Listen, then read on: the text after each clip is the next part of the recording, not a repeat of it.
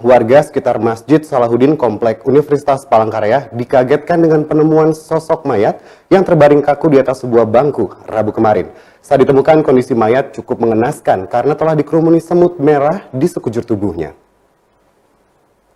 Seorang pria yang diperkirakan telah meninggal sehari sebelumnya ditemukan dalam kondisi mengenaskan dengan jasad dikerumuni semut di bawah tenda di belakang rumah kaum Masjid Salahuddin Komplek Universitas Palangkaraya. Mayat pria tersebut pertama kali ditemukan warga sekitar bernama Yanah.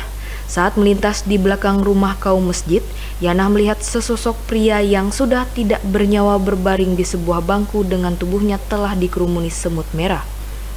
Yanah kemudian melaporkan peristiwa ini kepada pengurus masjid.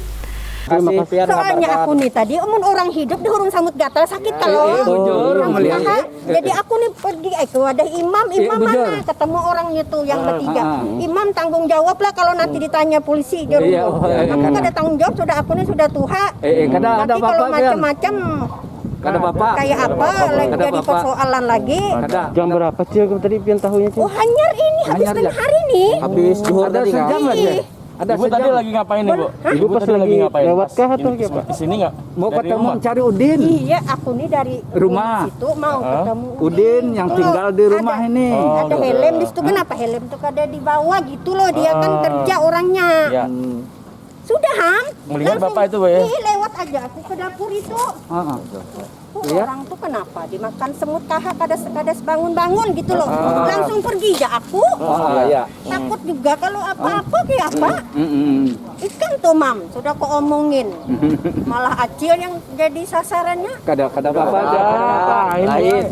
Ketua Harian Masjid Salahuddin Eko Riyadi menjelaskan, korban merupakan pendatang dan sering ikut menumpang tidur di masjid, namun di masa pandemi COVID-19, pengurus masjid melarang dan menutup masjid bagi warga yang ingin beristirahat dan tidur di dalam masjid. Korban pun kemudian berpindah tempat ke belakang rumah kaum dan memanfaatkan sebuah bangku panjang untuk tempat tidurnya.